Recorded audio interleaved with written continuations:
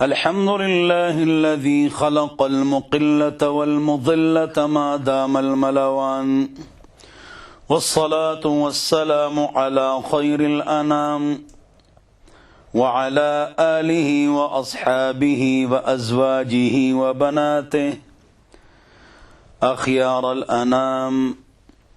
أما بعد، فأعوذ بالله من الشيطان الرجيم. بسم الله الرحمن الرحيم. ولا يزالون مختلفين. وقال النبي صلى الله عليه وسلم: صلوا خلف كل بر وفاجر.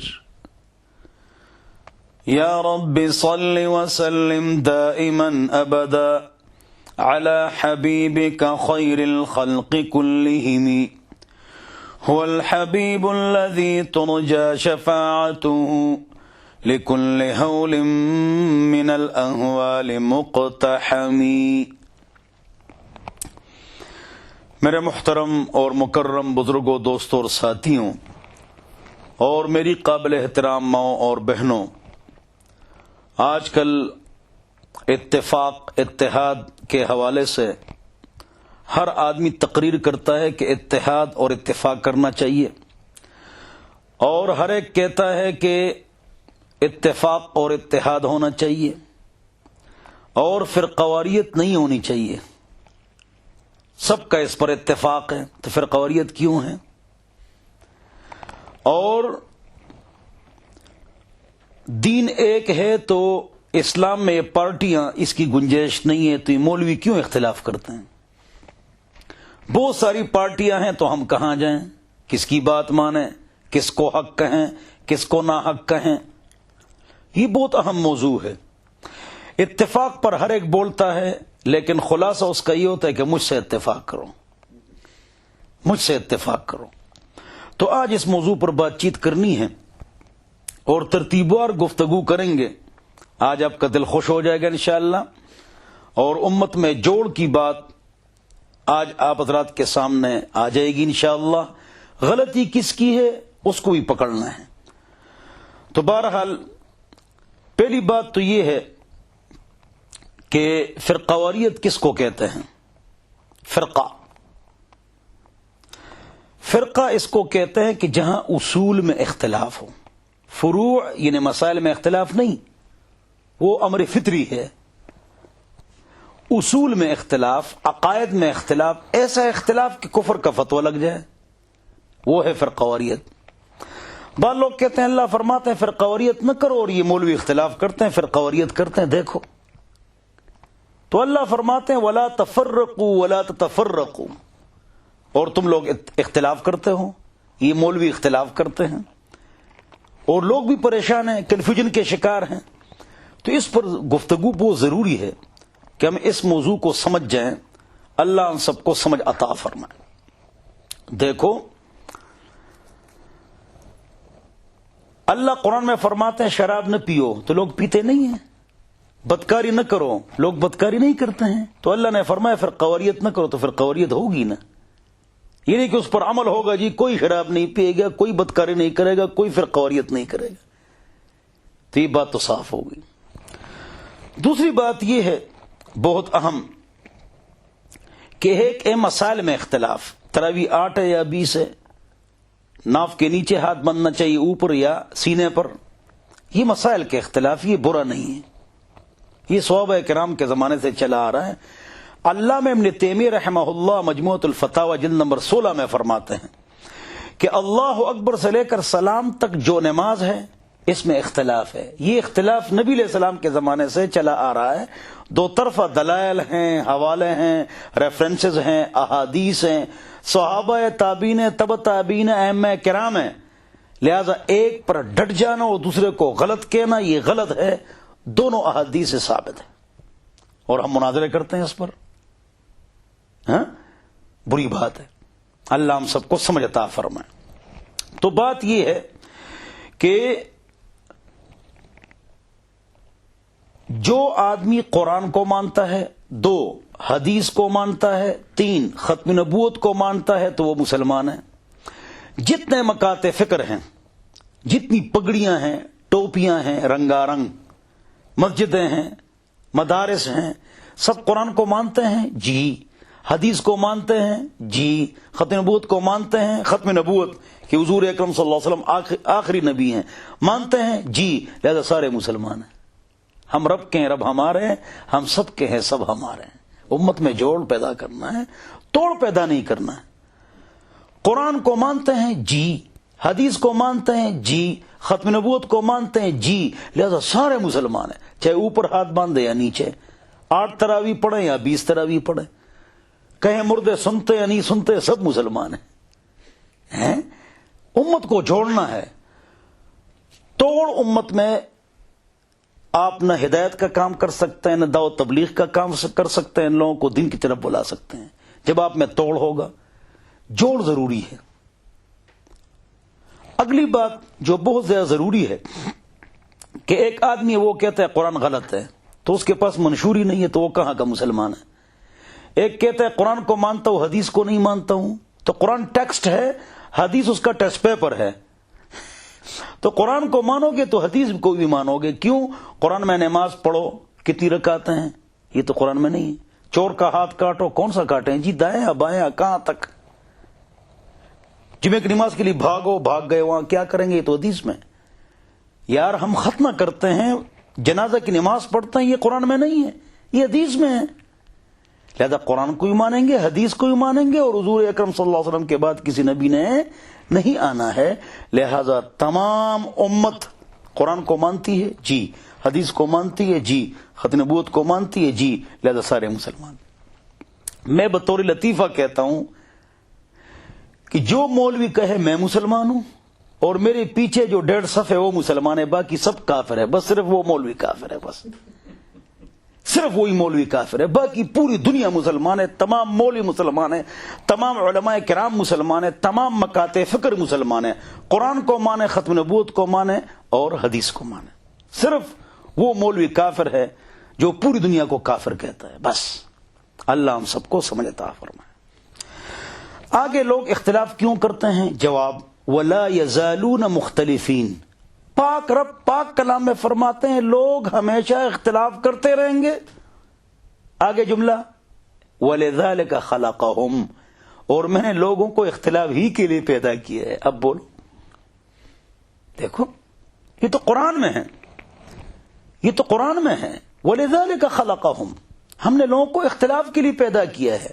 اب سنو، ایک آدمی عید کے لیے اذان دیتا ہے، اس کو پتہ ہے نبی علیہ السلام نے اذان نہیں دی ہے، لیکن یہ فرقہ کیوں بناتا ہے، جماعت کیوں بناتا ہے؟ اس لیے بناتا ہے کہ لوگوں کی توجہ میری طرف ہو جائے۔ اس میں جو مرض ہے یا حب جاہ ہے یا حب مال ہے، یا باہر سے اس کو پیسہ مل رہا ہے تو نئے فرقے کی بنیاد رکھی۔ نئے فرقے کی بنیاد کس طرح رکھی جاتی ہے؟ دین میں نیا اضافہ کرو، دین میں نئی بات ڈالو۔ مثلا آج کے بعد مغرب کی 4 رکعتیں پڑھیں گے جی، فرض، نیا فرقہ بن گیا۔ آج سے عید کے لیے اذان دیں گے جی، تو نیا فرقہ بن گیا۔ آج سے اقامت سے پہلے 3 بار درود شریف پڑھیں گے، تب اقامت کہیں گے، تو نیا فرقہ بن گیا۔ نیا فرقہ کب بنتا ہے؟ جو دن میں اضافہ کرتا ہے وہ نیا فرقہ بناتا ہے۔ آدمی کو پہچانو، غلطی کس کی ہے؟ فرقواریت نہیں ہونی چاہیے جی، میں بھی کہتا ہوں، سب کہتے ہیں، تو فرقواریت لاتا کون ہے، بناتا کون ہے؟ جواب: جب توحید میں نقصان آئے گا فرقہ بنائے گا، سنت میں نقصان آئے گا فرقہ بنائے گا، شرک آئے گا فرقہ بنائے گا، بدعت آئے گی فرقہ بنائے گا۔ بس کیوں نہیں سمجھتے ہو؟ چوری ہو گئی، ایک آدمی چور ہے، بھاگ رہا ہے، لوگوں میں گم ہو گیا، اور وہ بھی چیخ مار رہا ہے چور ہے چور ہے، پکڑو چور ہے چور ہے۔ لوگ بھی پیچھے بھاگ رہے ہیں چور ہے چور ہے، پکڑو جی چور کو پکڑو، چور ہے چور ہے، اگرچہ وہ خود چور ہے۔ تو سب کہتے ہیں کہ اتفاق کرنا چاہیے اور اختلاف نہیں کرنا چاہیے، سب کہتے ہیں۔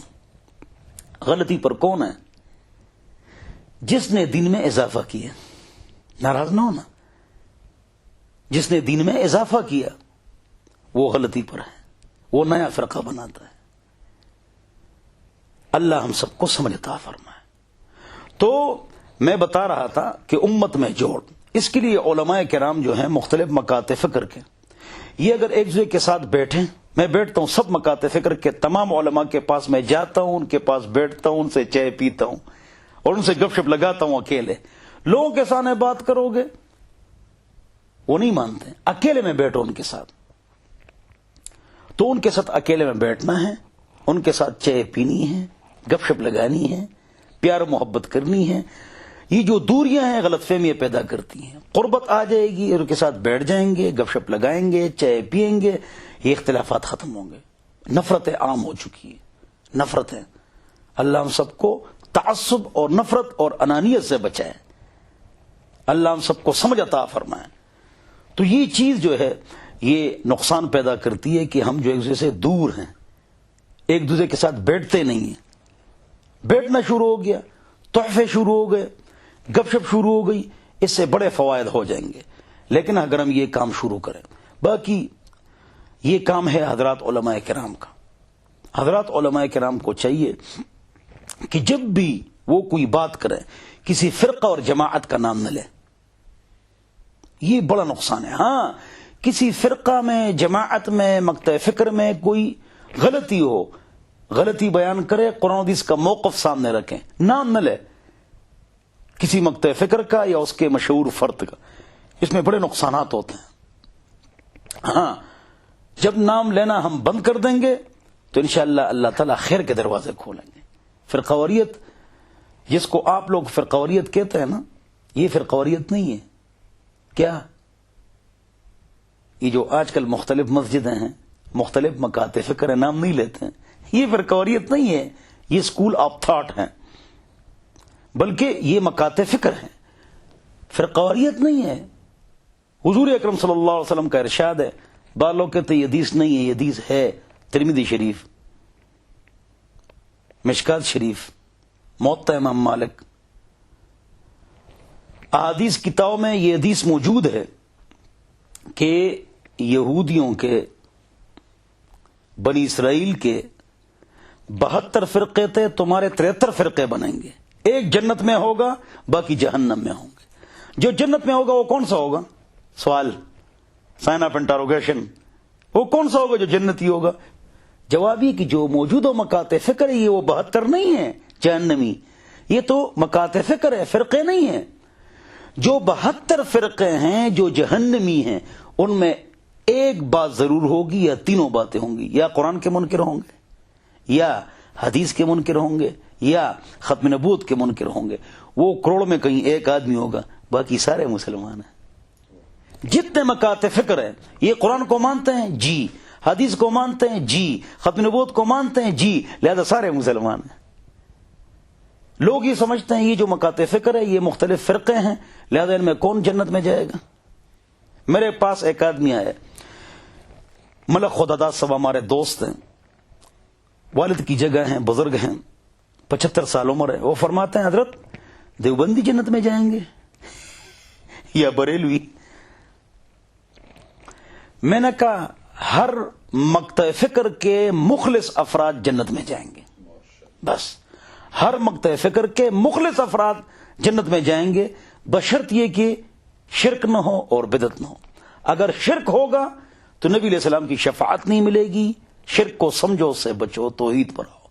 اور اگر بدعت سیئہ ہوگی تو نبی علیہ السلام کے ہاتھ کو کوثر نہیں ملے گا۔ دونوں باتیں بخاری شریف میں ہیں۔ تو انشاءاللہ ہر مکتب فکر کے مخلص لوگ جنت میں جائیں گے، اس لیے کہ 1880 سے پہلے اہل حدیث تھے نہیں، بریلی دیوبندی تھے نہیں، یعنی نام نہیں، ڈاکٹر احمد صاحب، ڈاکٹر فرات ہاشمی، یہ ہماری جتنے جنا ہمارے دوست ساتھی ہیں، سارے ہمارے دوست ساتھی ہیں، یہ پہلے تھے 1880 سے پہلے، یہ تھے بریلوی، دیوبندی، جماعت اسلامی، ذاکر نائک صاحب، ڈاکٹر فرات ہاشمی صاحبہ، ہاں، ڈاکٹر اسرار احمد صاحب، یہ ہمارے جتنے بزرگ ہیں یہ پہلے تھے نہیں تھے۔ جب نہیں تھے تو جو پہلے موقف تھا وہی ٹھیک ہے نا، بات ختم ہو گئی۔ ہاں 1800 سے پہلے جو کچھ تھا وہ ٹھیک تھا، بس بات ختم۔ اگلی بات، حضرت تھانوی صاحب نے فرمایا کہ اگر فتنوں سے بچنا چاہتے ہو، اختلاف سے بچنا چاہتے ہو تو یہ جملہ کہو، میں اجماع کا مقلد ہوں. بس یعنی 1200 سال جس چیز پر اجماع ہے میں اس کا مقلد ہوں. بس اختلاف پھر ختم ہوگی. 1800 سے پہلے کچھ نہیں تھا، نہ بریلوی، نہ دیوبندی، نہ جماعت اسلامی، نہ ڈاکٹر سلامت صاحب، نہ ڈاکٹر فرتاشمی صاحبہ، نہ ذاکر نائک صاحب. ان کی جماعتوں کے جو نام ہیں یہ بھی نہیں تھے.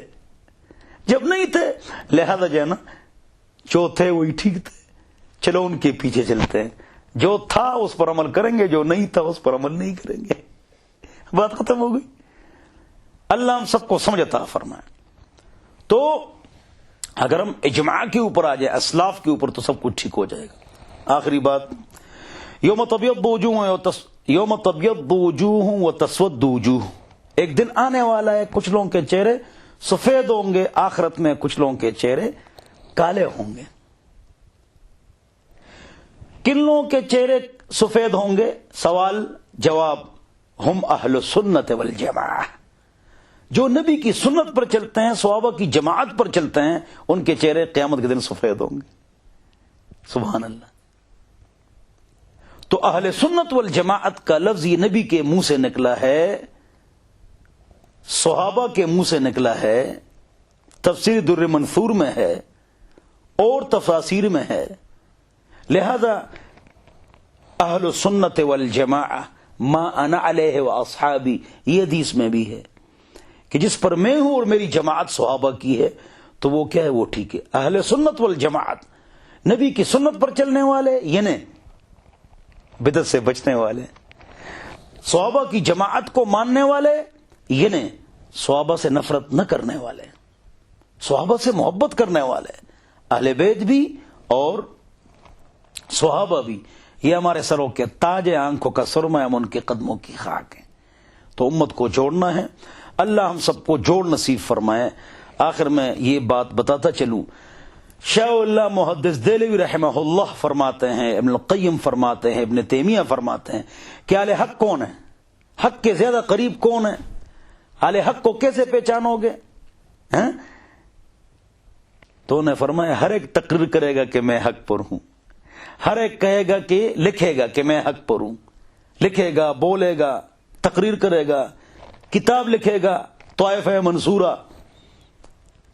کہ چھوڑو ساری باتیں، میں 4 نشانیاں بتاتا ہوں اہل حق کی. وہ اہل حق ہیں جن میں 4 نشانیاں ہوں. نمبر 1، ان پر کافر حملہ کرے.